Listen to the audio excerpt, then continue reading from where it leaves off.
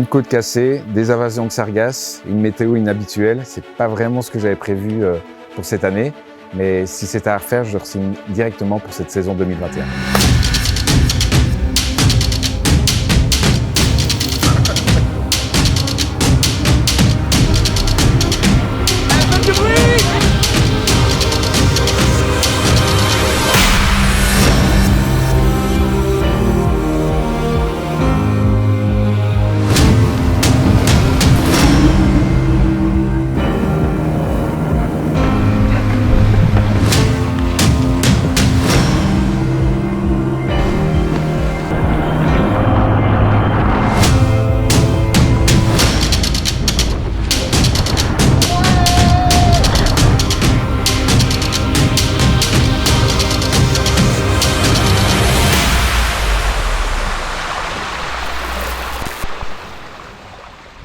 Cette année commence par un moment clé, c'était que j'avais un rêve de construire un jour mon propre bateau. Ça faisait 20 ans que je courais sur des bateaux d'occasion ou de seconde main ou qu'on me prêtait. Et là, j'ai eu l'occasion de construire de A à Z le bateau avec mes équipes et de pouvoir le mettre à l'eau, donc c'est génial, quoi. Durant ce chantier, j'ai eu, qui était construit chez JPS Productions, qui sont des orfèvres en la matière pour la construction des bateaux de ce type-là. J'ai eu mon bras droit qui a suivi tout le chantier, Julien Lubrano, qui était déjà présent sur la route du Rhum en 2018 sur le Volvo 104 et qui a supervisé tout le suivi du chantier sur le Volvo 164. Là, à l'heure actuelle, l'équipe de JPS vient de démouler la coque, c'est-à-dire qu'on arrive à la fin d'un processus qui a duré à peu près 2 mois et demi, de mise en place de tous les tissus, de la mousse, de l'infusion. À côté de ça, vous prévoyez toutes les séparations du bateau, les cloisons, qu'il faut ajuster une par une, remettre en place. Et donc là, JPS découvre le travail qu'ils ont fait aujourd'hui. Après, il y a une très grosse étape qui va arriver très vite, qui est la présentation du pont sur la coque. Et donc là, à ce moment-là, on commencera à avoir un vrai bateau, et non pas des pièces de strat un peu séparées.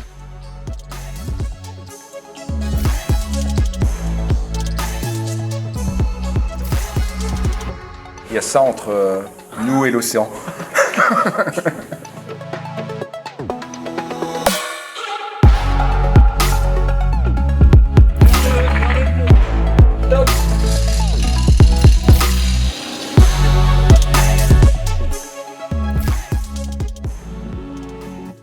Le bateau sort du chantier. Enfin, j'ai du mal à y croire, quoi, que c'est mon bébé là qui est en train de sortir. C'est des mois, voire des années de travail en amont pour arriver à ça. Et le moment, moi, qui me touche toujours, que ce soit un bateau d'occasion, mais encore plus un bateau neuf avec tout ce qu'on a dû préparer, c'est où il touche pour la première fois l'eau, où la quille touche l'eau, la coque, on découvre les formes, comment il flotte, etc. Ça, c'est un moment qui est assez génial. Ouais.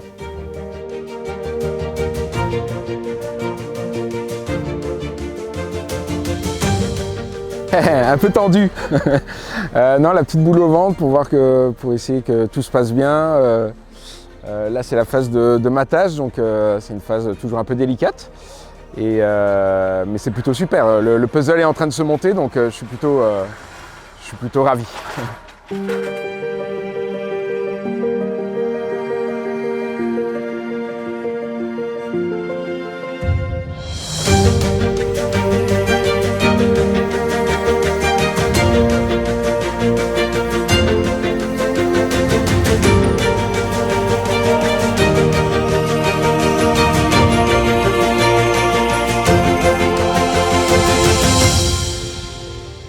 T'as l'impression qu'il vole déjà? Non, c'est cool. C'est cool, ça y est, il touche l'eau. Il est encore plus beau dans l'eau, évidemment. Je suis content. Donc, on va finir de préparer ça, mais tu regardes les traves là, t'as l'impression qu'il avance déjà à 20 nœuds, quoi.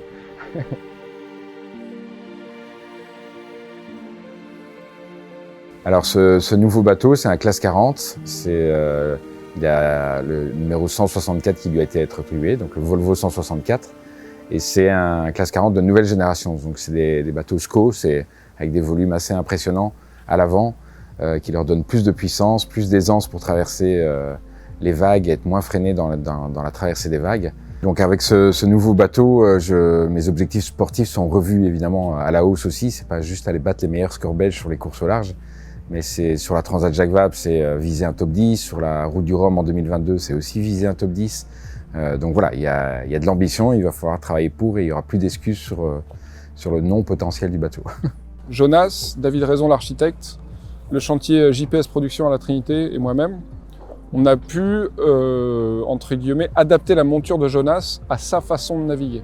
Parce que chaque skipper a ses petites habitudes, a une façon de naviguer et a des exigences. Donc cette Jacques Vabre va être un galop d'essai pour engranger de l'expérience, pour avoir vraiment la monture la plus adaptée pour lui en solitaire à la Route du Rhum, qui reste l'objectif final de ce projet-là à l'heure actuelle. Alors avec ce nouveau bateau, je ne peux pas m'entraîner à plein temps. Il est basé à Lorient, mais j'ai un double programme sur la saison 2021. Et l'autre partie du programme, c'est avec les Red Dolphins sur le Figaro 3 en double mix avec Sophie Faguet. Et moi, ça va me permettre de travailler beaucoup sur l'aspect régate au contact, où j'ai quelques manquements, et de travailler ça avec un circuit de 2-3 jours, de course de 2-3 jours où on va pouvoir vraiment travailler les bases de la régate. Donc ces blocs de 2 mois d'entraînement et de course en Figaro 3 ont été plutôt bénéfiques puisqu'on revient avec un titre de vice-champion d'Europe et une 3e place au championnat du monde World Sailing. Donc voilà, toute cette expérience va me servir sur mon projet classe 40 et de course au large. On est passé un peu par toutes les émotions là, en passant de premier à mener la flotte à dernier presque. Donc il a fallu aller se battre pour aller chercher cette 2e place. Donc super content. C'est un triplé. Je pense pas qu'il y ait beaucoup de triplés vice-champion d'Europe en Belgique en tout cas.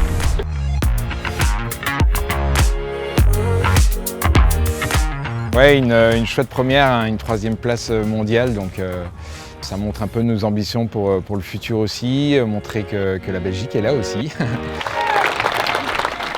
Je suis à peine de retour d'Italie pour du championnat du monde avec les Red Dolphins, que je dois m'entraîner en classe 40 pour reprendre mes repères sur le Volvo 164 et me réentraîner avec Benoît Hansberg en vue de la Transat Jacques Vabre.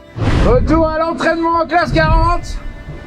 Ça change un peu de l'Adriatique. On a les 25-30 nœuds, c'est parfait. Bataille avec les Suisses. Plus de 20 nœuds. Oh, oh, oh, oh. 26 nœuds. Et le 2e jour des entraînements, dans des conditions assez musclées, il y a un choc assez violent qui me projette dans le bateau et malheureusement qui me casse la côte. Moi, j'ai qu'une peur, c'est que, il n'y a aucun doute, c'est que je vais rater la Transat Jacques Vabre et que tout tombe à l'eau.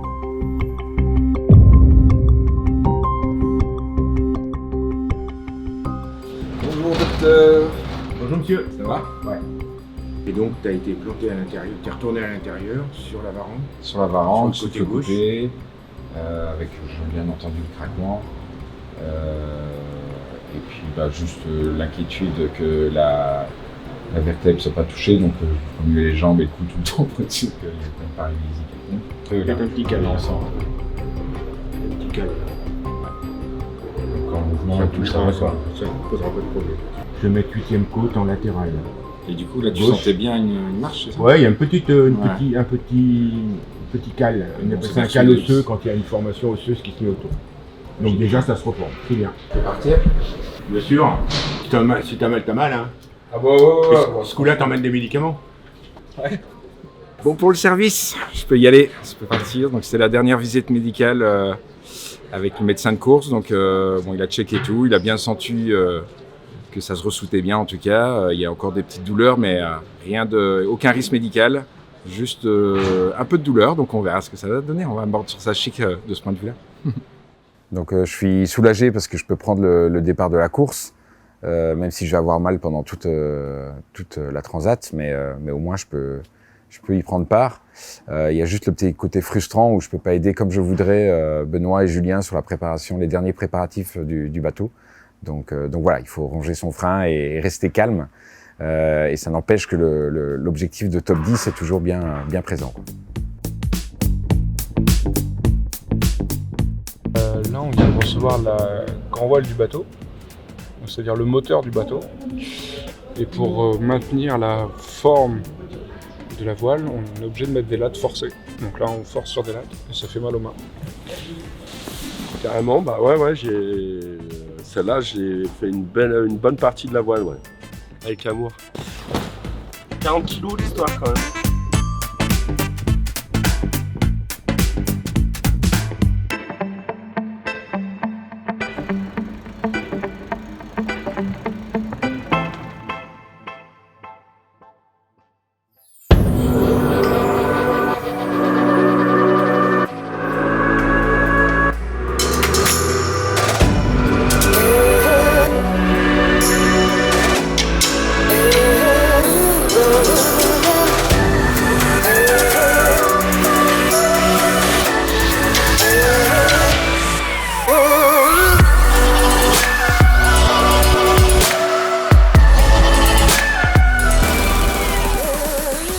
Et ben voilà, on est à bord du bateau, on commence à préparer, là on est à 2 jours du départ.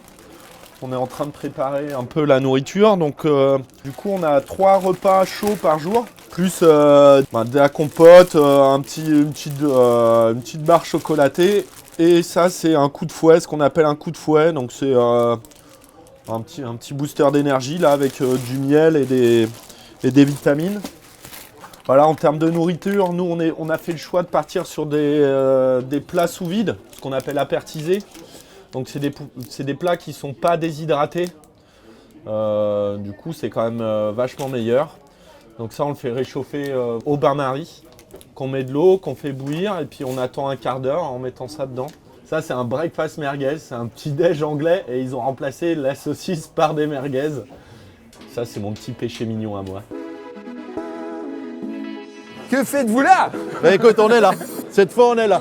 Ouais, exactement. Ça va? En forme? Putain, mais on va devoir prendre des vraies assiettes là. Le petit Waterzooi avec ses petits légumes et tout ça. Tu connais Waterzooi? Ah non? C'est une spécialité belge. Hein. Pour la petite histoire, Lionel il m'avait fait un plat à la Route du Rhum en 2018. Et dans le stress de la course, du départ de la course, on avait oublié de me donner le plat en mer. Donc j'avais reçu une vidéo pour me dire bonne dégustation, mais j'avais pas le plat avec moi. Donc, et là, pour être sûr que j'ai les plats, il me les a amenés lui-même. Et pas un plat, 2 plats, et préparé dans sa cuisine ou comme chez soi. Là, donc ça pourrait peut-être faire la différence. Ouais. Donc en parrain, j'ai Lionel Rigolet qui a accepté d'être le parrain du Volvo 164. C'est le chef 2 étoiles du Comme chez soi. Et il m'a d'ailleurs apporté 2 plats que je vais pouvoir déguster en mer, donc je suis ravi. Et la marraine, c'est Tive Barrault, la chanteuse belge que j'admire et que j'adore, et qui m'a laissé ce petit message. Salut Jonas, salut tout le monde. Juste ce petit mot pour vous dire que même si je ne peux pas être là aujourd'hui, je suis de tout cœur avec vous pour l'inauguration de ce tout nouveau bateau que tu as construit de tes mains, Jonas, et qui, j'espère, t'aidera encore plus à fendre les flots. Voilà, je suis en tout cas très honorée de pouvoir être la marraine aux côtés de Lionel Rigolet. Je vous embrasse très fort, je pense à vous. Et vivement, fêtez ça autour d'un bon rhum tous ensemble. Ciao, ciao. Du coup là, ce matin, on va vérifier la pharmacie. Voilà, on a des attelles ici. On a un ceinturateur, maintenant c'est obligatoire avec le Covid. Saturateur d'oxygène. On a une minerve ici. On a la morphine au cas où Jonas retombe sur sa côte ou si on se casse quelque chose. Vraiment là, c'est pour vraiment soulager la grosse douleur. Tout ce qu'il faut pour réparer, on a des kits de suture, on a vraiment tout, quoi. On va démarrer par le point météo avec Christian Dumas. Donc à 13h27 dimanche, ce sera le départ de ma première Jacques Vabre avec Benoît. Ce sera dans des conditions plutôt médium, ça avancera un peu. Et pour la suite, on va s'enfoncer tout doucement dans l'anticyclone qui est basé sur le golfe de Gascogne. Donc pour les vitesses supersoniques, c'est pas l'idéal évidemment. Et c'est assez aléatoire aussi sur la suite du jeu, ce qu'on va devoir aller chercher ou contourner. Donc Donc un peu complexe comme météo, mais pas des tempêtes actuellement prévues. Donc ça, on est plutôt relax. Par contre, comme tout marin, quand il n'y a pas de vent, on aime encore moins que les tempêtes. Donc on va essayer de jouer avec les petits airs du golfe de Gascogne pour une fois. Donc là, c'est le jour J. J'ai qu'une hâte. Ça fait un petit moment que je suis au repos, on va dire. Donc j'ai qu'une hâte, c'est de prendre le départ de cette Transat Jacques Vabre. Donc il est temps qu'on lâche la bête. Gagnez la régale!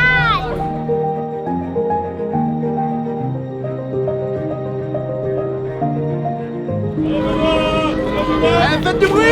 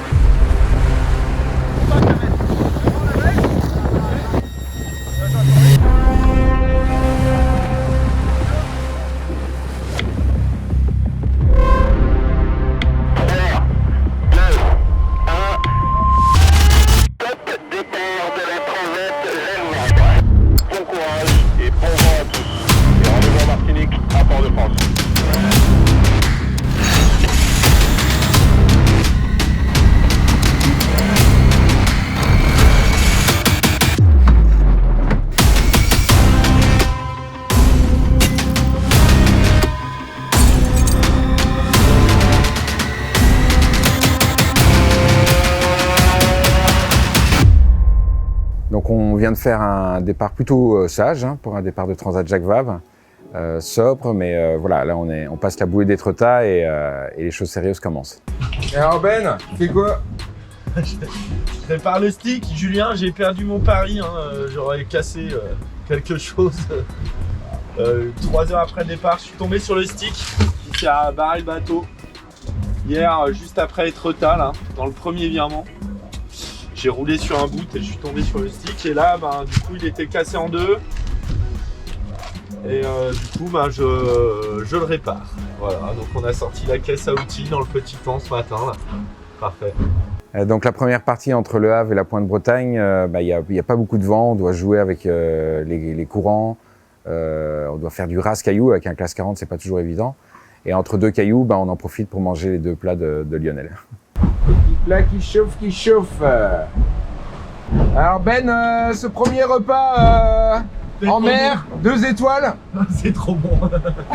Ah, la chance qu'on a. Oh regarde ça. On est en course au large. Et on mange du 2 étoiles quoi. C'est une tuerie quoi. Et sur l'eau ça se passe bien, on est dans le bon paquet. J'avais dit que ça allait faire la différence. Ça remplit bien. C'est le coup de feu. La salle est pleine. Regardez. Voilà. Et merci Lionel pour les quantités, je pense que ça va être parfait quoi. Voilà votre Waterzooi monsieur. Merci beaucoup. Bonne dégustation. C'est vraiment top. La prochaine course dure plus ou moins 20 jours. Si vous pouvez faire plus ou moins 20, 21 plats comme ça, c'est parfait. Passage de la Pointe Saint-Mathieu. Et la bonne nouvelle, c'est que le Volvo 164 est en 3e position actuellement. On a bien tricoté. Ben à fond sur la carto. Et moi à la barre. Le vent est enfin rentré. Wouh! Donc on passe la Pointe-Bretagne, le Ratsin en tête, ce qui est génial. Et on aborde le golfe de Gascogne, qui est beaucoup plus calme que d'habitude. Et il y a toute une zone anticyclonique à traverser qui est loin d'être simple. Et Ben et moi, on doit se mettre en tête de faire avancer le bateau dans ces petits vents. Donc c'est pas simple.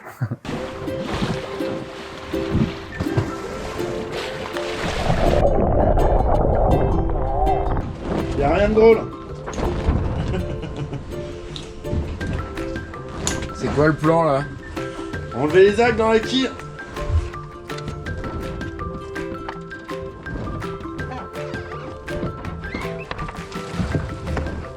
Super, on a enlevé des algues. Voilà. Heureusement coup, qu'on a des combinaisons de survie pour pas sentir la mer froide. Nickel. Un vrai lac. Un vrai miroir.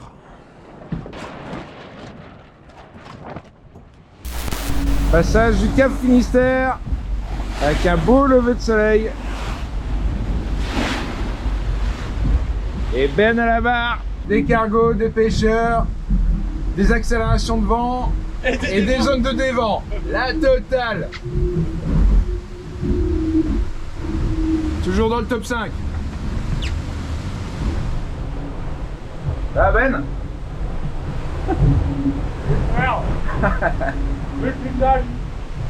Il y a la Suisse à côté de la Belgique. Bataille le long de la pointe espagnole. Une vraie régate océanique. À l'approche de Madère. Bientôt une semaine en mer. Jonas se prépare à zouker en Martinique.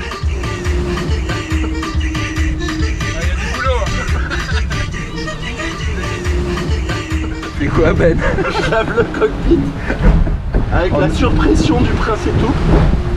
On a l'eau courante à bord quoi. On a l'eau courante, j'arrive à nettoyer le cockpit. C'est génial. Bah, faut vraiment aller vite, hein. Faut qu'il y ait un peu de pression. Ah, ça tombe bien. On avance vite. Donc dès Madère, on a un choix stratégique pour le passage des Canaries. Les 5-6 autres bateaux leaders choisissent plutôt de passer au centre. Nous, on a fait le choix de passer à l'ouest des Canaries. Donc il y a un placement qui se fait dès Madère en vue de ce passage stratégique important. Et il s'est avéré plutôt bénéfique pour la suite, donc c'est top. Un passage technique des Canaries en cours. Et on est là, avec Tenerife ici, La Palma là, où il paraît qu'il y a un volcan en éruption. Alors là, on est de nuit. On va essayer de passer au mieux ça. Ça pourrait faire la différence. Salut tout le monde, je vais vous montrer la petit coin où on fait dodo régulièrement. Vous allez voir, c'est tout confort.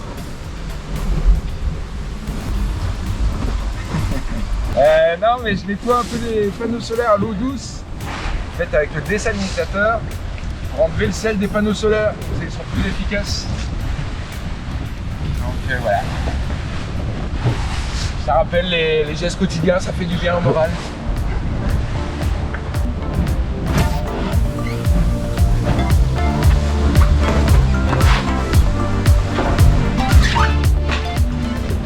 Donc ce que vous devez savoir, c'est qu'il y a quelques jours, le long du Portugal, dans des conditions un peu musclées, je suis retombé sur ma côte. Donc pendant 24 heures, ça a été très très compliqué. Donc maintenant, ça va beaucoup mieux. On commence à enlever les couches. Il fait meilleur. On va vers le Cap-Vert. Les Canaries, c'est bon? En route vers le Cap-Vert. Avec Césaria. On arrive. On a déjà les pieds nus.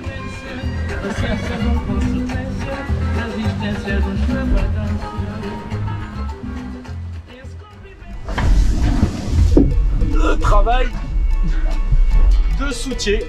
Donc on met tout le matériel derrière pour éviter que le nez du bateau plante dans la vague.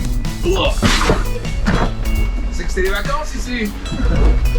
On faisait bronzette, hop, et après on installe le lit pour que Jonas fasse un gros dodo.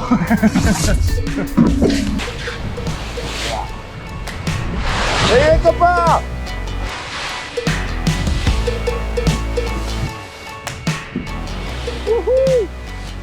Voilà, passage du Cap-Vert en ce moment. Bon, il fait pas très très beau.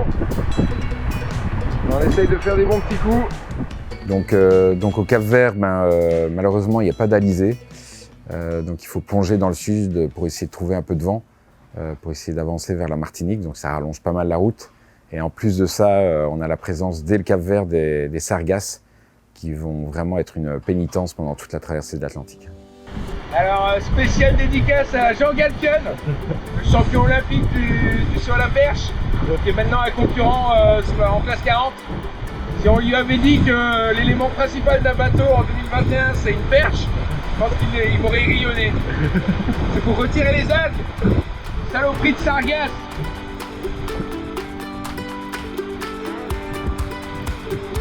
Oh. Ça vaut bien un 6 mètres 10 hein. 6 mètres 10. 6 mètres 10.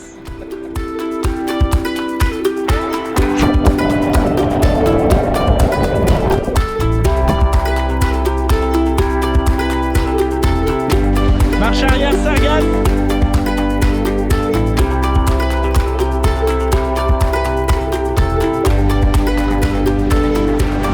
Ok, on va pouvoir envoyer le spi.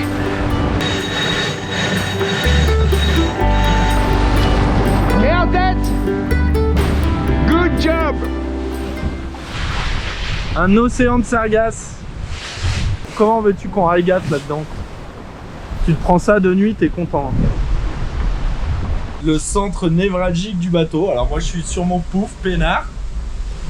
Et voilà, on est en train de faire la météo là. C'est pas gagné quoi. C'est pas gagné. On a une espèce de cyclone qui se forme au milieu de l'Atlantique. Voilà, après on discute. On débat. On s'est pas encore engueulé. Là pour l'instant ça a l'air d'être une option sud hein. Depuis quelques jours déjà on sait qu'on va aller dans le sud. Donc sur l'Atlantique, la course est super intense, hein. On est au contact avec pas mal de concurrents, c'est hyper serré.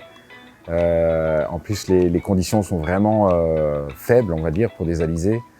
Et c'est pas vraiment la spécialité de notre bateau hein, qui est plutôt typé pour la brise. Et d'autres concurrents avec des architectures de bateaux différents sont plus à l'aise. Et c'est difficile de les contenir en vue d'une place sur le podium. Un peu de couture au coin du feu. C'est ça. On répare les sacs. À voile. À force de matosser, il s'abîme. Donc voilà, on bricole, on fait de la couture quoi. Ça me manquait. Ouais. Et voilà. On va avoir des vêtements tout propres pour la Martinique.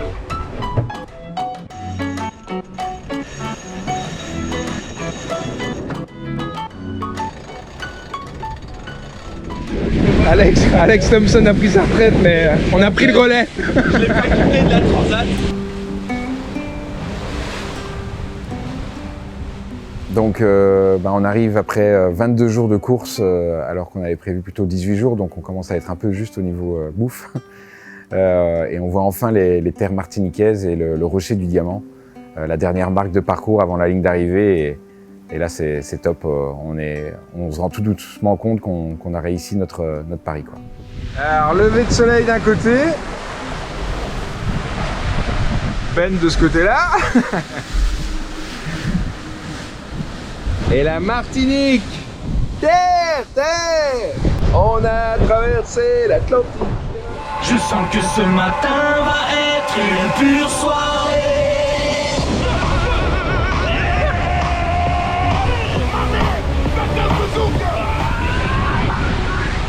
Rocher du Diamant.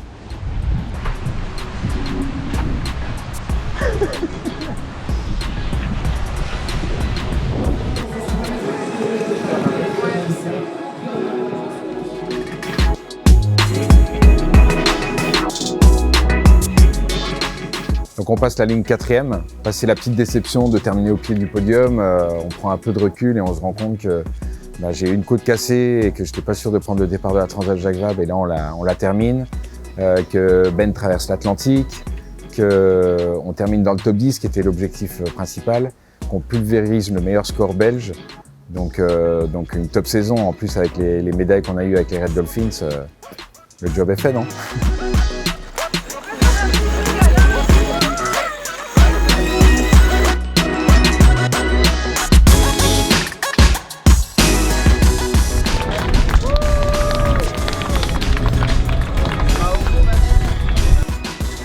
Hyper heureux d'arriver, hyper heureux de notre place, de la prestation qu'on livre à l'arrivée. Je pense que c'est une belle course avec tout ce que ça implique, la gestion humaine, la gestion sportive et la gestion du bateau, de technique, de météo. Enfin, je pense qu'on rend une très belle copie.